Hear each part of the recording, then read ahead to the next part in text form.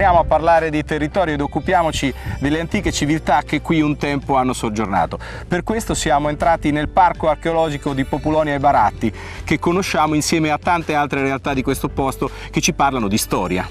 Il parco rappresenta quello che è rimasto dell'antica civiltà etrusca, che qui aveva la sua capitale di Populonia, appunto. In questo momento ci troviamo nella necropoli, mentre nella parte sommitale di Populonia abbiamo quello che resta dell'antica città, quindi l'acropoli di Populonia. Ecco, due situazioni che sono all'interno di un contesto più ampio che viene gestito dallo stesso ente, se non sbaglio. Esatto, qui abbiamo una peculiarità, abbiamo una società per azioni interamente pubblica di proprietà dei 5 comuni che costituiscono la Val di Cornia, e gestisce questa società tutto il patrimonio naturalistico e archeologico presente. Quindi non c'è contrasto tra ambiente e cultura e storia, ma anzi c'è una simbiosi tra questi due elementi. Certamente abbiamo avuto fortuna di chi nel passato ha fatto delle scelte intelligenti sulla gestione del territorio, e oggi ci troviamo di fronte ad un patrimonio particolarmente significativo che gestiamo proprio per una valenza anche turistica e non solo culturale.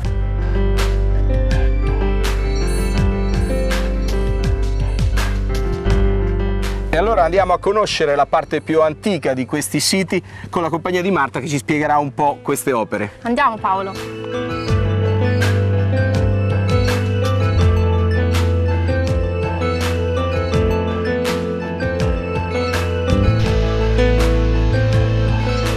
Ci troviamo nella necropoli di San Cerbone, è la necropoli etrusca, la più antica visitabile all'interno del parco archeologico. Siamo nel periodo di massimo splendore della civiltà etrusca. Nel parco poi si può anche visitare la necropoli ellenistica delle grotte. Quindi un po' più recente? Sì, diciamo quando questa necropoli viene abbandonata e sepolta dalle scorie, gli abitanti di Populonia si fanno seppellire in località Le Grotte, che già era stata una cava di materiale da costruzione. E poi si può anche visitare l'acropoli di Populonia, che invece fotografa la città antica nella fase di occupazione romana.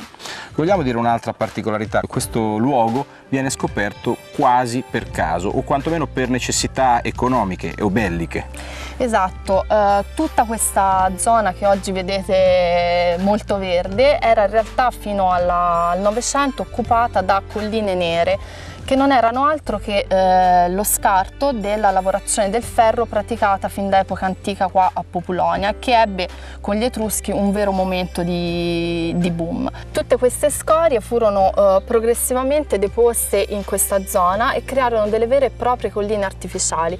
Pensa, Paolo, che è stato fatto un calcolo e si è visto che con le scorie che si trovavano qua nella necropoli di San Cerbone potevano essere riempiti ben 6 colosseo e mezzo. Questo materiale venne preso per fare armi durante il periodo bellico, giusto? Esattamente, le scorie contenevano ancora un'altissima percentuale di metallo utile, che quindi fu recuperato proprio per fonderlo e alimentare l'industria bellica, ahimè. Scorie che esistono ancora qui sul territorio. Queste che si trovano per terra regolarmente, sono piccole, diciamo. Sono un po' piccoline perché le più grandi sono state appunto portate via.